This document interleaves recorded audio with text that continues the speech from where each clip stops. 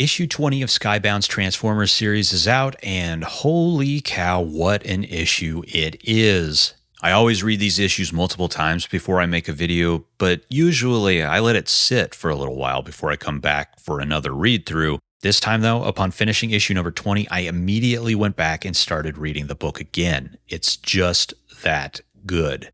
Issue 19 wasn't everyone's cup of tea. I loved it personally. I thought it was executed beautifully, but from my perspective, issue 20 is even better. Volume 4 is coming in hot. So far, this arc does not miss. And how much of that is because of Megatron can't be understated. Having Megatron as the primary antagonist rather than Shockwave, Soundwave, or Starscream changes the dynamic and the feel of the book in a major way. In a lot of Transformers media, Megatron is often positioned as the opposite to Optimus Prime in a way that other Decepticon characters can't really match. So with issue 20, that circle feels complete in a way, and the series feels a bit more complete in terms of what it's trying to do, if that makes sense. I'm not saying it felt incomplete or like it was lacking something. I've consistently enjoyed the series since its launch in October of 2023, and it's always clearly been a Transformers series, but now it feels really Transformers, and the comic is hitting on a whole new level. It's full-on, pedal-to-the-metal, G1-inspired Transformers in the best possible way, in my opinion. And that sounds funny to say because we're still really just in the setup phase for this arc. Optimus and Megatron don't come to blows in this issue. There's actually almost no interaction between the Autobots and the Decepticons in this issue, but we know it's coming. Everything is pointing us in that direction. And the way that this is set up speaks to how much Megatron's mere presence changes the vibe of the book. It helps that we start on a very high note with Astrotrain challenging Megatron, a match the Decepticon leader welcomes. There have been some tremendously well-done action sequences in this series, and this battle between Megatron and Astrotrain is no exception. The whole thing kicks off with an encore of Astrotrain's choo-choo charge attack, which we first saw in issue 16 and was a moment that I absolutely adored, so seeing it return is great. Though it doesn't quite work in Astrotrain's favor quite the same way this time around, as Megatron just takes the brunt of the impact with no problem, doesn't even topple over. We get some cool transformation panels here with Astrotrain jumping back, turning into shuttle mode to launch himself at Megatron, building up some rocket-powered momentum to transform back to robot mode, to kick the Decepticon leader in the face. And yeah, all this barely puts a dent in Megatron, but the point is, this part is just very cool and fun to look at.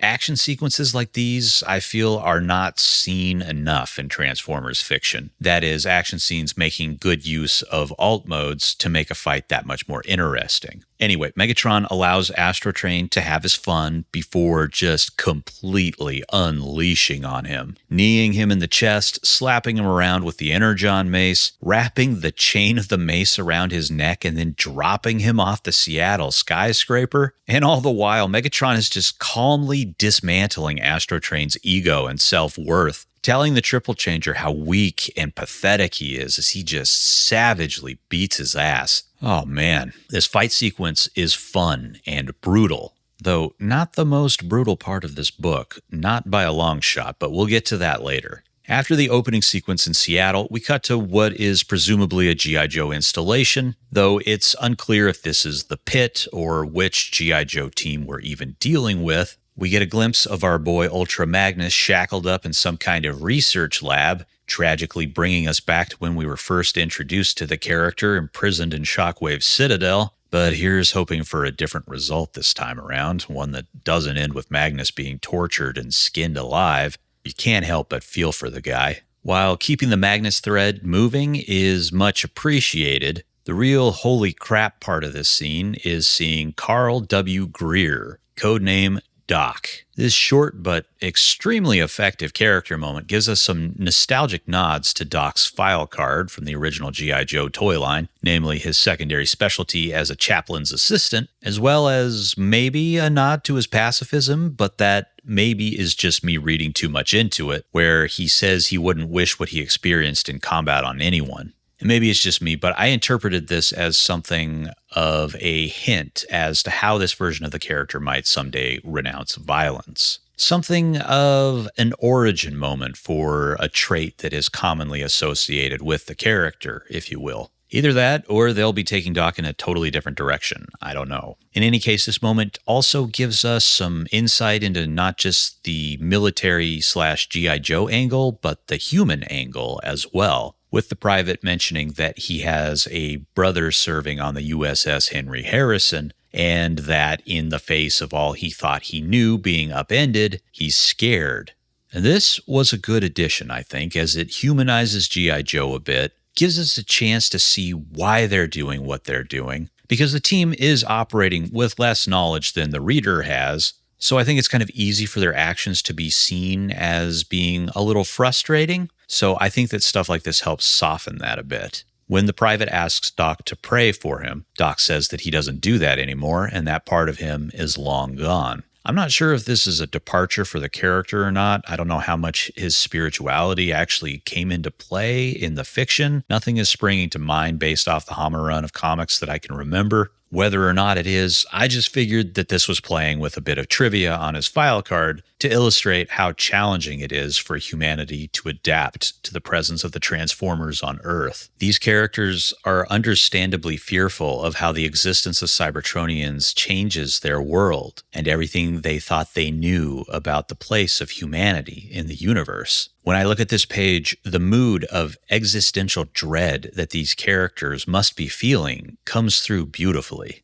And that also includes Ultra Magnus, given how terrified he must be to be back in captivity. This is one of my favorite pages from the issue, as it's just such an effective fusion of simple, sparse text and highly detailed imagery. It's another one of those poster-worthy pieces of art that we've gotten throughout this series. There sure are a lot of those in this book. This room with all of the monitors and massive cables and tubes set against an absolutely massive containment cell, the observation windows, the mechanical platforms, all the little visual touches reminds me of something from Evangelion or Akira. Very high-tech, very sci-fi, very cool looking. Not to mention these giant clamps holding Magnus in place, or this Hannibal Lecter-esque mask they muzzled him with. And there are a lot of dark, brutal, and sad moments in this issue, but there are also some surprisingly tender and light moments. Those uplifting moments aren't without hints of melancholy or even menace, though, which helps ground the story and give it more of an emotional punch. The conversation between Spike and Optimus that occurs in this issue was a long time coming, and I feel like we're starting to set the stage to really explore what's going on with Optimus Prime's visions and the effects of Sparky becoming one with the Matrix. Overall, this is a beautiful scene where we get to check in on these two characters, something I feel like there hasn't been a lot of space to do in quite some time, what with all the nonstop action of the previous issues. We see them sharing their struggles with grief, with their own demons, and most importantly, we see them comfort each other.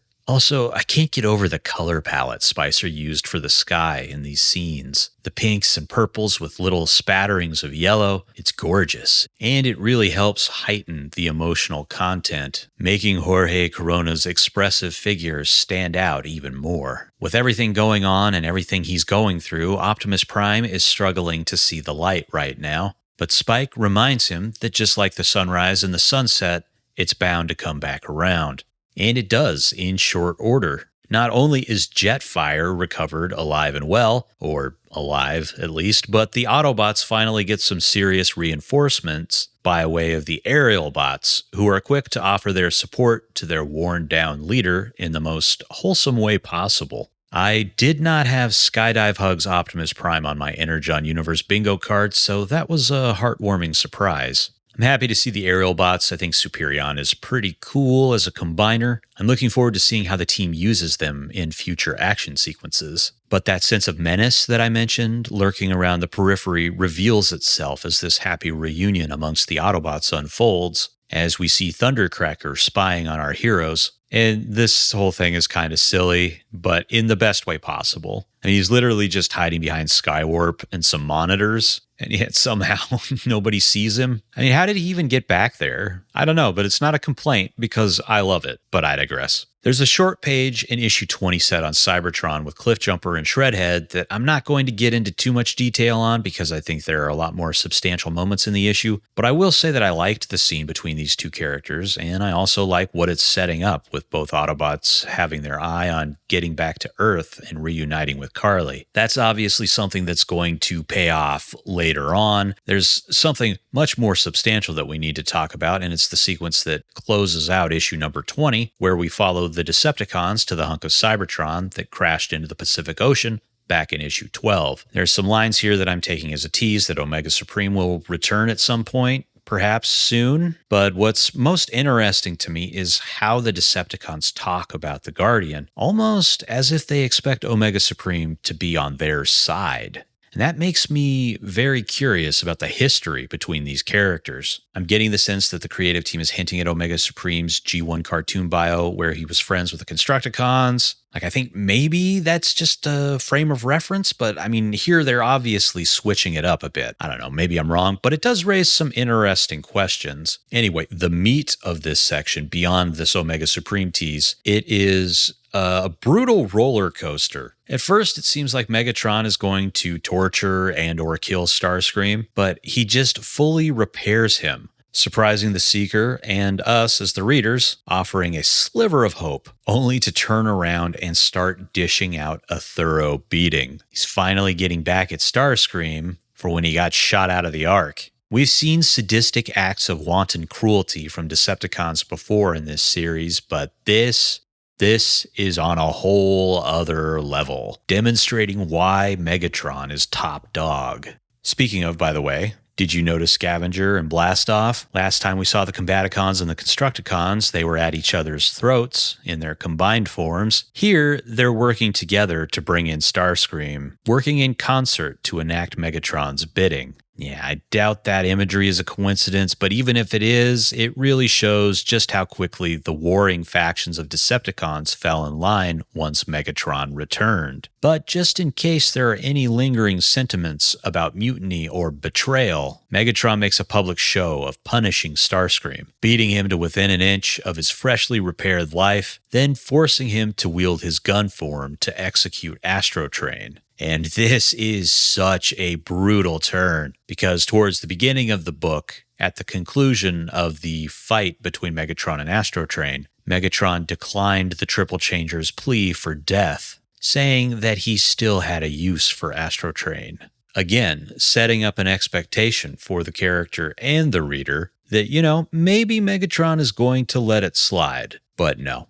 Here we learn what that use is. Target practice. That's so messed up. Megatron's cruelty is on full display. This is the first time we've seen Corona draw Megatron's gun form, which looks rad as hell, by the way, but it's incomplete without his fusion cannon arm. A neat little nod to the G1 toy's optional parts, even if those parts don't line up exactly with the G1 toy because, obviously this is a new version of Megatron. Without the fusion cannon, Megatron's gun form doesn't have as much power, so it takes much longer for Starscream to kill Astrotrain. This is a pretty grisly, gruesome scene, and Astrotrain is completely unrecognizable once he's fully dead. So yeah, some serious tonal extremes in this issue. We go from Skydive hugging Optimus Prime in one moment to Astrotrain being violently reduced to a sizzling wreck the next. It's unfortunate that this happened to Astrotrain, but not surprising given what we've seen of the character in the past. And hey, they actually made it easy on me this time. I just have to add the 1 to the body count. Good deal. As much of a bummer as it is to lose Astrotrain, it's all in service of setting up how badass Megatron is. And it's really just the final touch in an issue that is filled with amazing moments all throughout. A highlight of the entire series, to be sure. Writing, art, coloring, lettering, it's all on point in Transformers number 20. I've said before that Cobra Commander is currently my favorite villain in the Energon universe, but Megatron is really starting to give him a run for his money. He's just so brutal. He's cruel and calculating and sadistic. kind of makes the other Decepticons seem like cuddly kittens in comparison. And we're just getting started with the guy. I mean, we had Shockwave pull Cybertron into Earth's orbit, yet somehow Megatron just kind of shows up and it feels like the stakes are infinitely higher. The series is really operating on a whole other level right now, and I can't wait to see where it goes from here. Anyway, that's it from me. Thanks for watching. It's very much appreciated, and I hope you have a good rest of your day. Goodbye.